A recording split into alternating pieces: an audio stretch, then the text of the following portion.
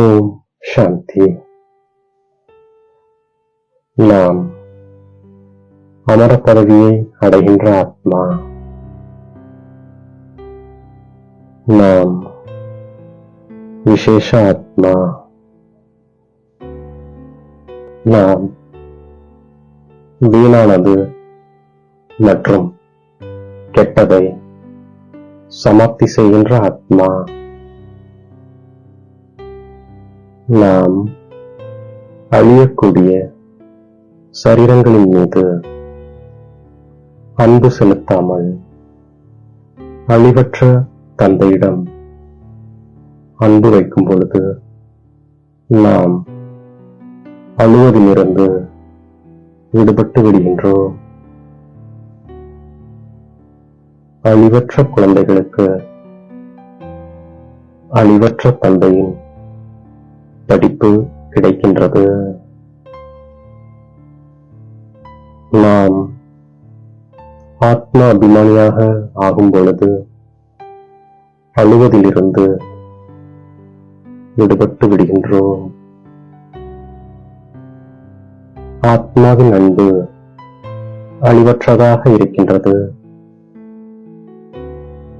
ஆத்மாவிற்கு ஒரு பொழுதும் மரணம் இல்லை. இப்போது நாம் உண்மையில் அழிவற்றதன் மேல் அழிவற்ற அன்பு வைக்கின்றோம். இப்போது நாம் நம்மை அழிவற்ற ஆத்மா என்று புரிந்து கொள்வதால் அழுவதற்கான விஷயம் கிடையாது. தந்தை இப்போது நம்மை ஆத்மா அபிமானிகளாக மாற்றுகின்றார். நாம் அழிவற்ற தந்தையின் குழந்தைகள், அழிவற்ற ஆத்மாக்களாகும்.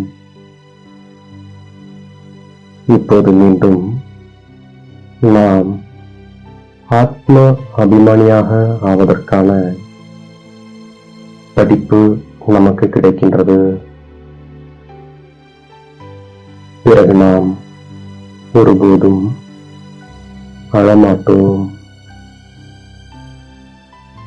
நாம் நல்ல கர்மம் செய்கின்ற பொழுது நமக்கு சரீரமும் நல்லதாக கிடைக்கின்றது. நாம் நம்மை ஆத்மா என்று புரிந்து மற்றவர்களையும் ஆத்மா என்று பார்க்கின்ற பொழுது நமக்கு துக்கம் ஏற்படாது. படிப்புதான் வருமானத்திற்கான ஆதாரமாகும். இந்த படிப்பில் குறிக்கோளும் இருக்கின்றது. நாம் அழிவற்ற ஞான ரத்தினங்களின் மூலம் பையை நிறைத்துக் கொள்கின்றோம்.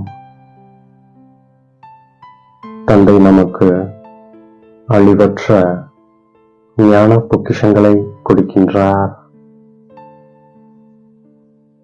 அதனால் அவர் நம்மை கண்டிப்பாக பகவான் பகவதியாக மாற்றுவார். பகவான் நமக்கு பரலோகீக தந்தையாக இருக்கின்றார். நாம் ஞானத்தை கேட்டுக்கொண்டிருக்கின்றோம். தந்தை விதையாக இருக்கின்றார், ஞானக்கடலாக இருக்கின்றார். நம்மை எதையும் செய்ய விடுவதில்லை. தந்தை நம்முடைய அடிமையாக இருக்கின்றார். அவரை நிராகாரி, அகங்காரி என்று அழைக்கின்றோம். தந்தை நமக்கு அளவற்ற ஞான ரத்தினங்களை கொடுக்கின்றார். இது அழிவற்ற ஞான ரத்தினங்களின் தானமாகும். இந்த அழிவற்ற ஞான ரத்தினங்களை பெற்றுக்கொண்டு பிறகு மற்றவர்களுக்கும் தானம் செய்து கொண்டே செல்கின்றோம். ஒவ்வொரு ரத்தினமும் லட்சக்கணக்கான ரூபாய்க்கு ஒப்பானதாக இருக்கின்றது. ஒவ்வொரு அடியிலும் பல மடங்கு கொடுக்கக்கூடியவர் ஒரே ஒரு தந்தையாவார். சேவையின் மீது நாம் மிகுந்த கவனம் வைக்கின்றோம். நினைவு யாத்திரைதான் நம்முடைய முன்னேற்றமாகும். அதன் மூலம் நாம் அமரராகி விடுகின்றோம். தந்தை நம்மை மோகத்தை வென்றவராக மாற்றுகின்றார். தந்தை நம்மை எவ்வளவு உயர்ந்தவராக மாற்றுகின்றார். நாம் எந்த அளவிற்கு நினைவு செய்கின்றோமோ அந்த அளவிற்கு ஆரோக்கியம், செல்வம் இரண்டும் கிடைத்து விடுகின்றது. தந்தை கல்ப கல்பமாக வந்து நமக்கு படிப்பிக்கின்றார். அதனால் நாம் குஷியாக இருக்கின்றோம். நாம் தந்தையிடமிருந்து அமைதியின் ஆஸ்தியை அடைகின்றோம்.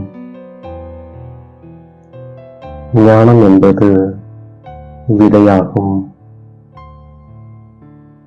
இந்த ஞானம் இந்த ஒரு கடைசி பிறவிக்காக மட்டுமாகும்.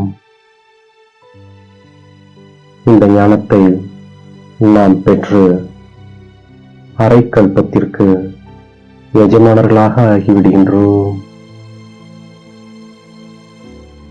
பக்தி முடிந்து விடுகிறது. பகல் வந்து விடுகின்றது. இப்போது நாம் சதா காலத்திற்கும் மகிழ்ச்சியானவர்களாக ஆகின்றோம். இதுதான் ஈஸ்வரரின் அழிவற்ற லாட்டரியாகும். இதற்குத்தான் நாம் முயற்சி செய்து கொண்டிருக்கின்றோம். சங்கமயுகம் ஆன்மீக போதைகளில் இருப்பதற்கான யுகமாகும். ஆகையினால் ஒவ்வொரு நொடியும் ஆன்மீக போதையின் அனுபவம் செய்து கொண்டே இருக்கின்றோம்.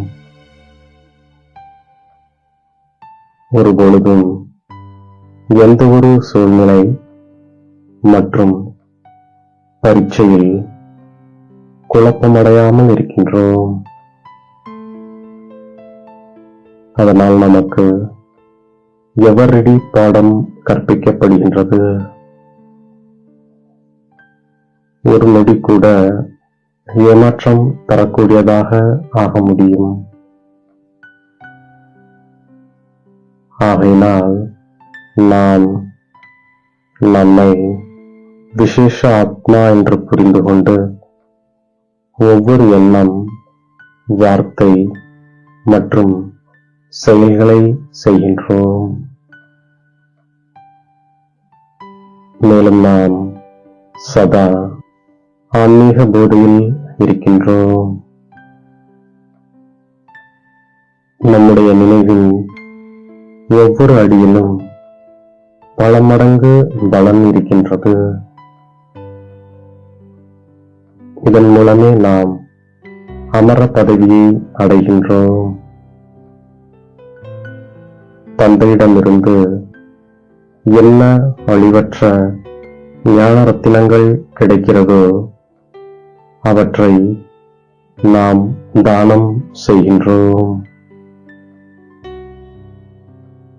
ஆத்ம அபிமானியாகி அளவற்ற குஷியை அனுபவம் செய்கின்றோம். சரீரங்களிலிருந்து பற்றை நீக்கி எப்போதும் மகிழ்ச்சியாக இருக்கின்றோம். நாம் பற்றை வென்றவர்களாக ஆகின்றோம். ஒவ்வொரு நொடியையும் கடைசி நொடி என புரிந்து கொண்டு சதா ஆன்மீக போதையில் இருக்கக்கூடிய விசேஷ ஆத்மா நாம். வீணானது மற்றும் கெட்டதை சமாப்தி செய்து சஞ்சலமற்றவராக இருக்கும் ஆத்மா நாம். நம்மை தேடி கண்டெடுத்த இனிமேலும் இனிமையான தாயும் தந்தையும் ஆகிய பாப் தாதாவிற்கு கோடான கோடி நமஸ்காரங்கள். ஓம் சாந்தி.